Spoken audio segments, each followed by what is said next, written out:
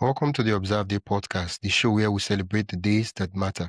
From holidays to meaningful observances, we bring you inspiring conversations, stories, and ideas to make each day count. Whether it's raising awareness, learning something new, or simply sparking joy, this is your space to explore the calendar in a whole new way. I'm your host, Wisdom Okonkwo, and I'm excited to share today's observance with you. Let's dive in. Okay. September is Pain Awareness Month, a time to recognize not only physical pain but also invisible wounds of trauma, loss, and abuse. Today's guest is Avonley Lightstone.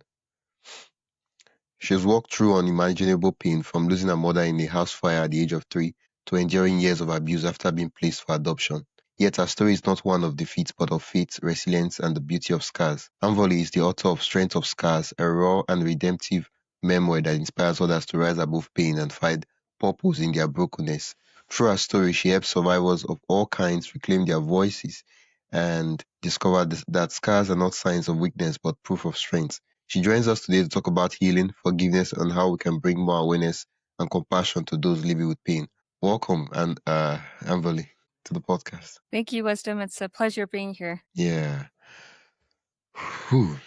Pain awareness month shines a light on both visible and invisible pain. What does pain awareness mean to you personally?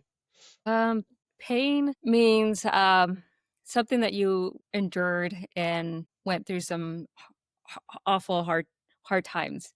And that's not really like an easy kind of word to explain because a lot of people go through different levels of pain. And yes, pain just really means that you survived something through something that's excruciatingly painful for you. And what pain can be like hurtful for one person might not be as bad for another, but that doesn't mean that pain doesn't exist. It does. Every Yeah, single person feels pain on a different level. yeah.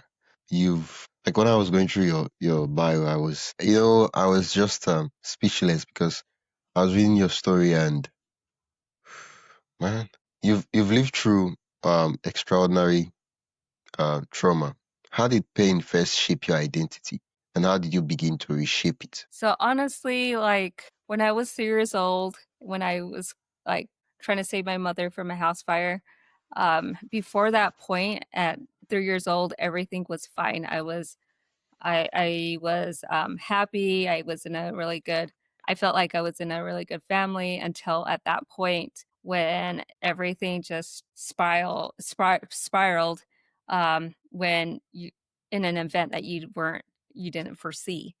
And so for me, it was at that point where everything just started collapsing, and it was those pain when I look back into my life, as I'm hovering over and reflecting back, I see that the pain that I went through was actually something that's helped me to grow, to become somebody that's full of empathy, full of kindness, full of humility, and is aware. And also somebody that's willing to stand up for somebody else that's going through a lot of traumatic experiences.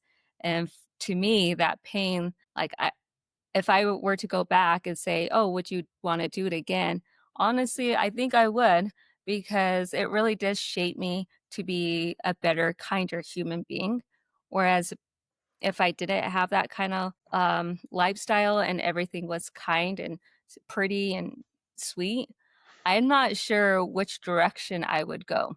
I think I would probably be more arrogant, maybe rude, and that's not the kinda lifestyle I want. So I really do think as sad as it is, like, the pain really does shape me and refine me for the Yeah, better. in your book, Strength of Scars, and I can see the book on. Oh, is this your right on left? Okay, that will be your right. It's on the table Yeah, on your my right. right? Strength of Scars. You talk about finding beauty in brokenness. How do scars, both physical and emotional, become symbols of strength? Well, that's a great question. So I like to use this example as somebody that is able to who has a physical scar where they were attacked by a bear and somebody came across them and said, "Hey, where did you get that scar? Tell me your story." And thinking, wow, you are so brave. Like you survived a bear attack. That's amazing. That's a physical scar. And so people are impressed by like the physical scars in your life. But a lot of the damaging scars are internal that a lot of people don't know about Yeah. because we suppress it or we do a really good job of covering it. But it's those kind of scars that really like shape us. It refines us and makes us. It makes our story so whole that we can help other people and we can be a beacon for somebody else that is going through a hard time. And so, yeah, I just think the scars isn't something that should be like shouldn't define you. It should be something that carries you through and makes you somebody that people want to respect and look up to. Symbols of strength. Earlier on, I did ask you a question about how you shaped your pain, right? And you answered it. For me, I'm curious in the timeline of things. What were some of the turning points that shifted your pain into healing and shifted uh, you know, that's reshaping and shifting to realizing that all the scars are strengths, are symbols of strength and not weakness. What were those turning points? Can you remember some of the events leading up to those changes? Yeah, so like I said, like my life started at a very young age with everything just falling apart and crumbling, and then getting adopted into a family where my mom was um, physically, mentally, and emotionally abusive. And so, at that very young age, going from one country to a completely different country, and trying to be stable and trying to fit in was already hard enough. But having somebody that just is hovering over you, pushing you down, doesn't want to see you succeed is kind of what really like broke me in many ways because I am a driven person. I like to be competitive. And so that competitive part of me is always looking to like charge after like if my mom doesn't want me to overcome, if she doesn't if she thinks I won't mount to anything, I'm going to prove her wrong. If she thinks I'm just this awful person, I'm going to prove to her that I'm kind. And really I'm actually proving to myself because that's who your journey really is about. It's not really about like trying to prove to somebody even though like it's nice having competition to try to like push, Yeah. but overall it becomes you as a person that's just driving yourself to become the better version of yourself. And so I was very fortunate to be raised in a family where religion was prominent. So I was able to know who God was. And so that was really helpful to me to know that God existed. So a lot of the pain and the problems I was going through when I was really young, I took that to God. I just prayed, just simple prayer, just connecting. It wasn't until I left and graduated from high school and that I got married and started a family is when I really started to see what I went through was pretty harsh. And I have to heal my core. I have to heal myself before I could start raising my children because I didn't want to pass what my Yeah. mom did to Down to me the onto my next kids. generation. Yeah. Mm.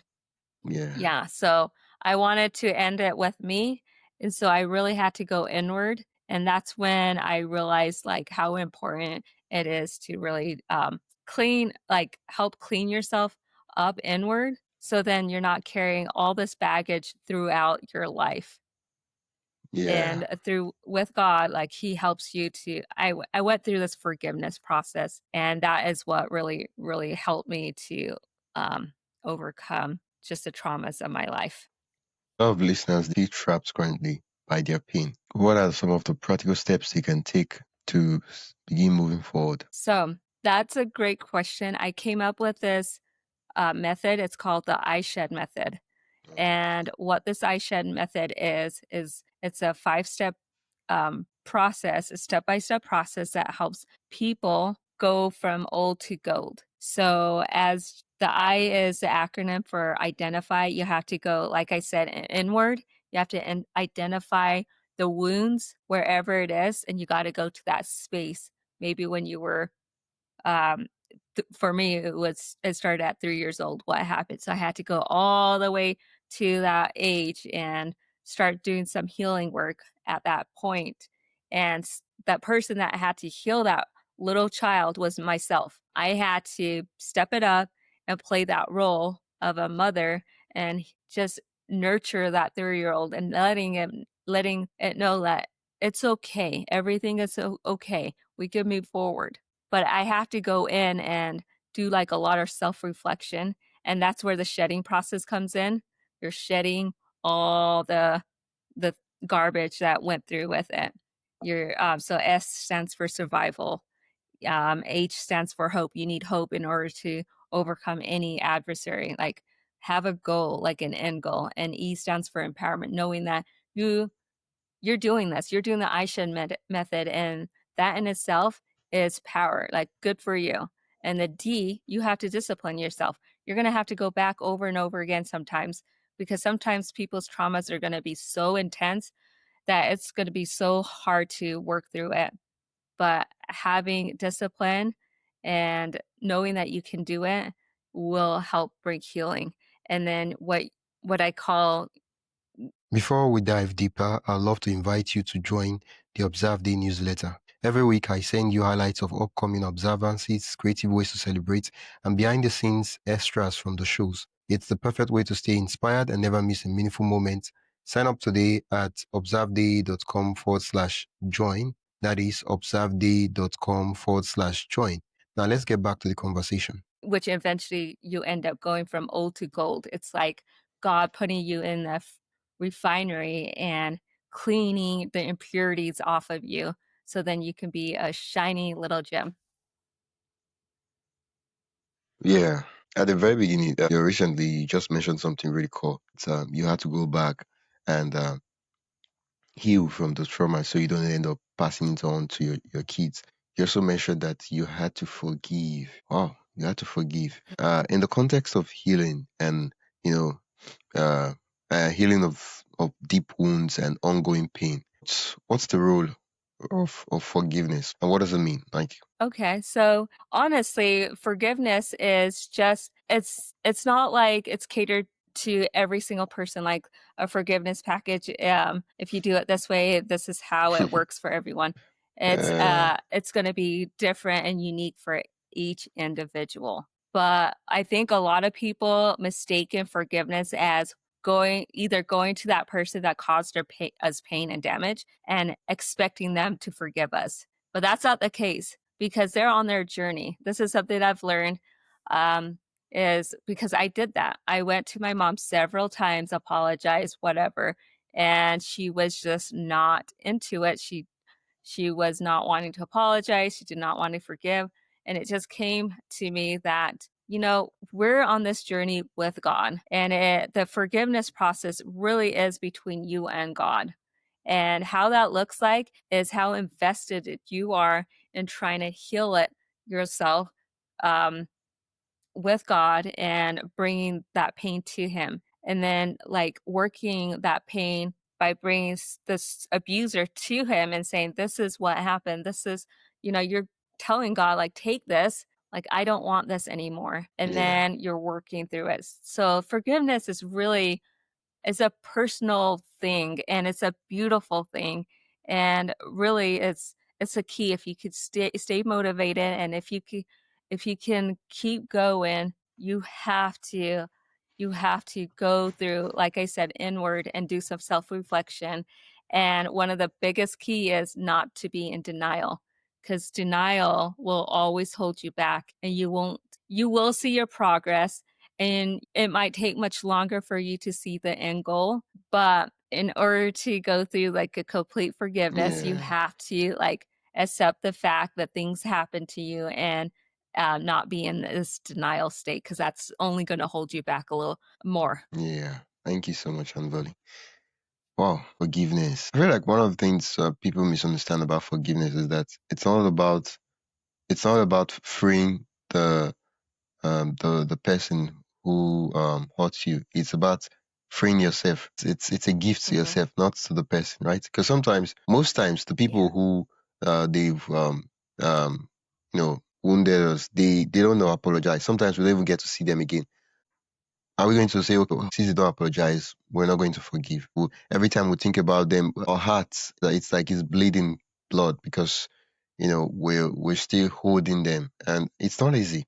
It's not easy, but it's necessary. It isn't. But one of the things I want to share is by going through the forgiveness, you're not giving the person power anymore. You're saying you're holding yourself Yeah, accountable and you're saying, I'm taking my power back. You're not going to have the power over me. So therefore, yeah, they might never forgive you.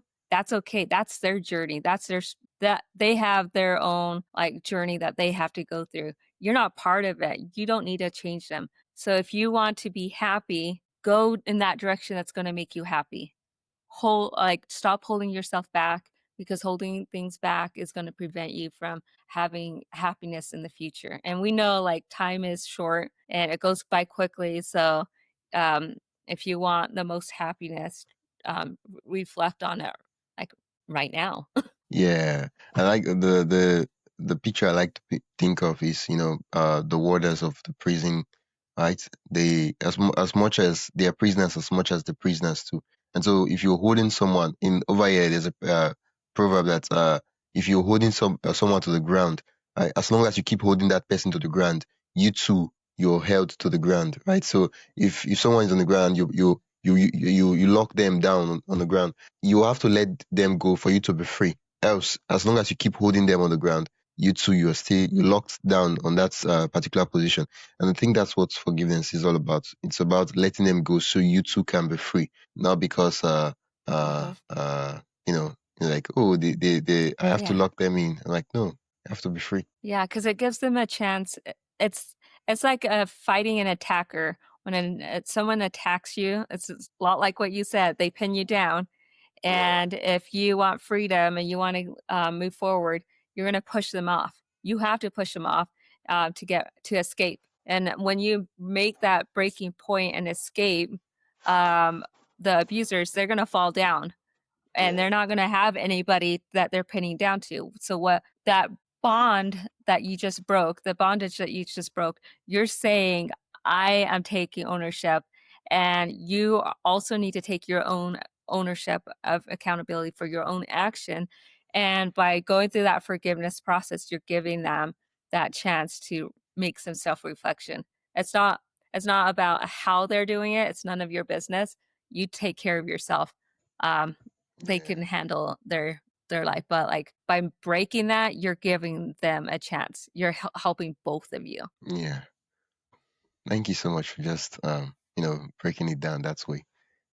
Why do you think society? Because uh, I don't know if you've noticed it, but why do you think society still struggles to talk openly about pain and trauma? The moment we mention pain and trauma in public, it becomes like, oh, it's touchy subjects. Everybody's like, ooh, don't talk about it. And you just notice the atmosphere change. The moment you're like, oh, pain, trauma. Why do you think that is? I think there's a lot of things. I think that there's power over our community that wants us to be sick and crippled. And you could think them as abusers. They want power and control. So if people start healing themselves, then we can override them by our voice and resilience and our strength. And by us hurting and staying sick keeps us um, in a dull state, fighting amongst each other, and while they just continue to enjoy the benefits of being in power, right? Yeah, So, and another reason also could just be that over generation after generation, um, we we've been throwing our baggage at our kids, and their kids do it to their kids and vice versa. And so it's kind of hit to that point where we have all sorts of technology where we could do a lot of research, we can learn from a lot of people and get ideas of how to heal, understanding like cues of what abusers look like, which can really help.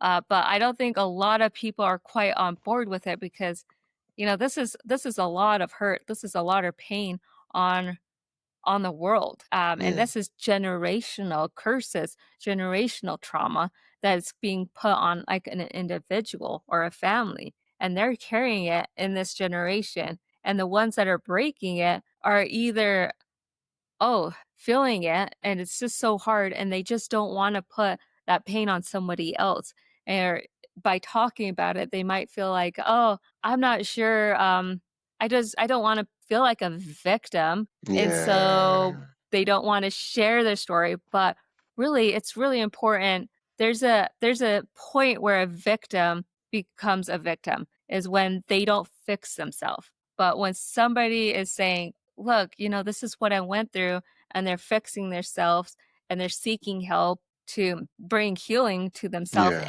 and to other people, there's nothing wrong with sharing your story. And this will kind of help other people to self reflect on their own self and say, yeah, you know what? That person did it. I can do it. But this is how they Yeah. did it. I can do it. By sharing our stories, it really is helpful. But I would never suggest anybody just to get pity, just to have people feel bad for you, because you don't want your journey to be known about like, oh, that's a sad person that went through a lot, but they never did anything about it. Like, you want Yeah. to you want like an outcome, like have those scars, and then just stand and be resilient and be a tool. So I really think that has a lot to do with why people are not talking a lot about it, because they just don't feel like people want to hear their story. Yeah. And it's just a burden because we're starting to see that there's a lot of hurt in this world. Yeah. Well, thank you for just breaking it down. The next follow-up question would make sense that for as part of the community, you are part of the community, I am part of the community. Either as a friend to someone, as a member of a faith group, as a parent, as a spouse, in one capacity or the other.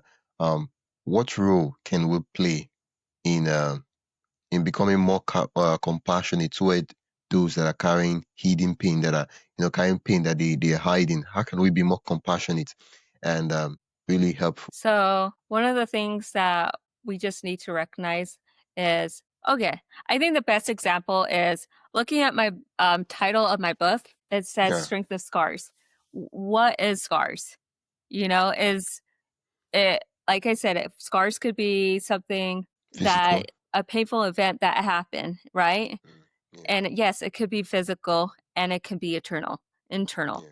And so most people have internal scars. Just because we can't see the invisibleness of what the pain that somebody's going through does not mean that they are going through pain.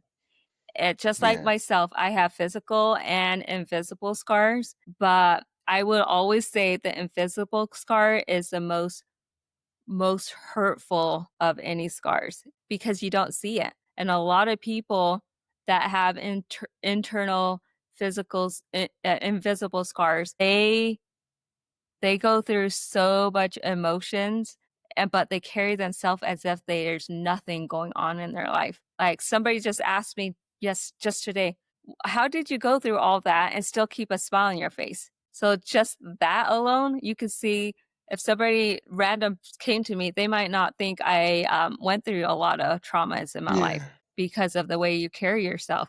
And there's so many people that are like that. They just put a smile on their face, or they don't show it. And so it's always important to treat people with kindness. You just never know. You just never know what somebody's going through, what happened. Maybe it's the start of like everything crumbling down. You don't know. You just start showing up every day, just being kind to somebody. Don't throw some rude comment because you never know how it's going to hurt them. So I just say, just be kind. Just be kind to people, and that will really help show compassion to this world. Yeah. Well, thank you so much, Anvali. Um, you've written the story. What's the legacy you hope your story will leave for others walking through their own pain? Okay, so I actually wrote 4 books. So I wrote My Strength of Scars, and that kind of tells about the innocent of a young child that doesn't know what abuse is. And then Yeah. my second book, it's not out. It's called Letting Go, and it's Okay. going through the shedding. It's shedding process. It's going through forgiveness. And my third book is called Just Temporary, because when you go through this, when you read my second book, you'll see like how I'm able to work through a lot of my even like trials in that book, and how I'm able to approach it differently with my third book, which is Just Temporary. And once you have that EYESHAD method, everything you're going to see your trials differently. It's just going to be Yeah. like a season in your life. It's just going to come and go. And then it's my Yeah. fourth book. That fourth book is called Going from Old to Gold. That's a book that really will go deep dive into what abuse is, how you can um, see the cues of it and what you can learn from it. And it teaches you like that you can't be in denial. You know, you have to take the ownership of yourself, the responsibility of yourself. That, you know, you have to identify yourself that you have you were going through this abuse, and it teaches you the guidelines, and it helps you through the EYESHAD method and shows you how you can overcome this healing and bring freedom back into your life and into your future and to your prosperity in the future. So that fourth book is I say it's a golden book because it's teaching you the raw information, and it takes all my other books and it shows you in pieces of how that works. So then you can see for yourself the benefit of how to utilize that in your own journeys. Yeah. Well, thank you so much for writing the book and for being an amazing guest on the podcast. For listeners who want to dive deeper, where can they find your books and connect with you? So you can find my book at like most online places like Amazon, Walmart, Barnes and Noble. Just there's a lot of different platform you can find it on. You can even get on like as a ebook too. Um, or you can, if you're curious on what the book is about, you want just a little bit of insight, you could go to my website, avonleylightstone.com, and you can get my free chapter of my book on my website. And then Yeah. just shoot me an email or anything if you just want to talk, or just follow me on my social media, Avonley Lightstone. Yeah. Thank you so much. I will be sure to add all the relevant links in the description so listeners can just click and go directly to the site. Thank you, Anvali, just Yeah. having a chat about pain with me. It's morning for me. I guess it's evening for you. Yeah. Well, good morning. Thank you Yeah. so much, Wisdom. It was a pleasure being on your show. That's it for today's episode of the Observe Day podcast. Thank you for spending your time with us as we explore today's observance. If you enjoyed this episode, be sure to subscribe wherever you listen to podcasts and share it with a friend who'd love to celebrate life's special days too. Don't forget to join the newsletter at observeday.com/join for more observance stories, tips, and updates. Until next time, keep finding meaning in every day.